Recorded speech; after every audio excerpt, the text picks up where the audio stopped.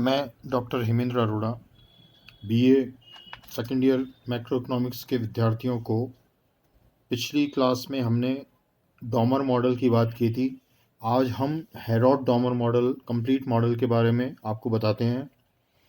राष्ट्रीय Herod Domar model क्या है? राष्ट्रीय आय में वृद्धि की दर मुख्य रूप से दो तत्वों पर निर्भर करती है।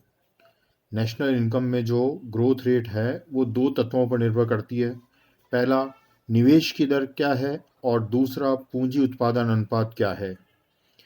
यदि आय में आनुपातिक वृद्धि के लिए हम सिंबल जीवाई काम में लें, इन्वेस्टमेंट या निवेश के लिए हम सिंबल आई काम में लें तथा अतिरिक्त पूंजी से प्राप्त उत्पादन अर्थात पूंजी उत्पादन अनुपात को डेल्टा वाई अपॉन डेल्टा के रूप में व्यक्त करें तो जी वाई बराबर होगा I upon Y into delta Y upon delta K. संतुलित विकास की स्थिति में निवेश का आकार बचत के बराबर होता है। ये हमने देखा है पूर्व में के वीडियो में। इस प्रकार आई अपॉन वाई और एस अपॉन वाई एक समान होंगे। यदि एस अपॉन वाई को स्मॉल एस के रूप में लिख दें तो यह बचत अनुपात आय का वह भाग है जो बचत किया जाता है व्यक्त करता है। इसी प्रकार डेल्टा वाई अपॉन डेल्टा के से आय की सीमांत वृद्धि जो कि पूंजी स्टॉक में सीमांत वृद्धि से उत्पन्न हुई है व्यक्त होती है। यह सीमांत पूंजी उत्पादन अनुपात का विलोम होता है, इसलिए इसे 1/v के रूप में लिखा जाता है। तो ऊपर वाली समीकरण बन जाएगी G Y is equal to I upon Y के स्थान पर हमने एस सिंबल काम में ले लिया इंटू 1/v। तो G Y is equal to S upon V. इसका अर्थ यह है कि किसी अवधि में उत्पादन में वृद्धि उस राशि के बराबर होती है जो कि अतिरिक्त निवेश को पूंजी की प्रति इकाई उत्पादन में वृद्धि से गुणा करके प्राप्त की जाती है। तो वृद्धि दर बराबर होगी निवेश इंटू 1/, पूंजी उत्पादन अनुपात।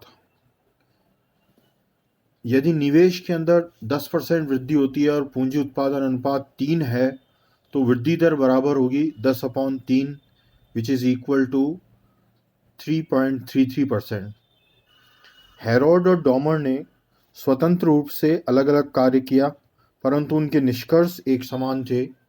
अंतर केवल इतना ही है कि डोमर ने यह जानना चाहा कि स्थिर पूंजी अनुपात पर निवेश की दर क्या होगी जिससे पूर्ण रोजगार प्राप्त हो। कहने का मतलब यह है कि इन्वेस्टमेंट की रेट क्या होनी चाहिए जिससे फुल एम्प्लॉयमेंट मिले। दूसरी ओर हेरोड ने 3 प्रकार की वृद्धि दरों की व्याख्या की है। अभिष्ट वृद्धि दर जिसका लिए सिंबल हम काम में लेते हैं GW के लिए दिया गया समीकरण डोमर के समीकरण के एकदम निकट है, परंतु ऐसा निश्चित नहीं है कि GW से पूर्ण रोजगार प्राप्त किया जा सकता है। इसलिए हेरोड ने स्वाभाविक वृद्धि दर GN की भी व्याख्या की है जो पूर्ण रोजगार दे सकती है। परंतु श्रम के पूर्ण रोजगार का अर्थ यह नहीं है कि पूंजी के साधनों का भी पूर्ण उपयोग होगा। डोमर का समीकरण श्रम तथा पूंजी दोनों के लिए एक साथ पूर्ण रोजगार दिखाता है। हेरोड ने अपनी व्याख्या में अनेक समीकरण दिए हैं जबकि डोमर ने एक ही समीकरण दिया है। तो ये हेरोड डोमर मॉडल के बारे में हमने देखा। अब what is critical appraisal of Herod Domar model. Herod Domar model का आलोचनात्मक मूल्यांकन क्या है। पहला, मॉडल की कुछ दृढ़ मान्यताएं इसे अवास्तविक बना देती है। उत्पादन फलन के स्थिर अनुपातों के कारण साधनों में प्रतिस्थापन न होने की मान्यता गलत है।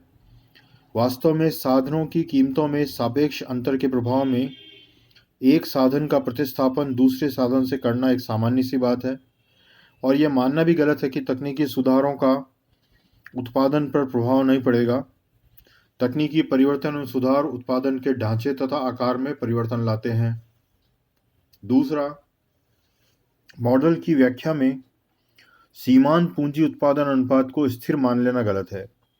व्यवहारिक रूप में आर्थिक वृद्धि के प्रारंभिक चरणों में ही अर्थव्यवस्था में आधारभूत संरचनात्मक परिवर्तन होने लगते हैं जिनको कि इसमें स्थिर माना लेकिन होते हैं, और आर्थिक विकास बाह्य बचतों एक्सटर्नल इकोनॉमीज से प्रभावित होता है। तीसरा, मॉडल की व्याख्या में पूंजी को अधिक महत्व दिया गया है, जबकि श्रम की पूर्ति में वृद्धि को स्थिर मान लिया गया है। वास्तव में पूंजी निर्माण के अतिरिक्त कुछ अन्य कारण भी वृद्धि को प्रभावित करते हैं। चौथा, मॉडल में सम्मिलित परिवर्तित तत्व वास्तविक है, परंतु वास्तविकता यह है कि निवेश, बचत तथा मांग इत्यादि पर मनोवैज्ञानिक और मौद्रिक कारणों का भी प्रभाव पड़ता है। पांचवा, वृद्धि की स्थायी स्थिति में अस्थिरता को अनावश्यक रूप से अधिक बल दिया गया है। इसका मुख्य कारण साधनों के स्थिर अनुपातों की मान्यता है। प्रोफेसर सोलो के अनुसार साधन अनुपातों में परिवर्तनशीलता स्वीकार कर लेने पर अस्थिरता बहुत कुछ कम की जा सकती है। अस्थिरता का वास्तविक कारण साहसियों के व्यवहार तथा निर्णयों को क्रियान्वित करने के बीच समय अंतराल का होना है। छठा, हेरोड के मॉडल में वृद्धि की स्वाभाविक दर की धारणा त्रुटिपूर्ण है। वृद्धि दर की उच्चतम सीमा दृढ़तापूर्वक स्थिर नहीं होती है।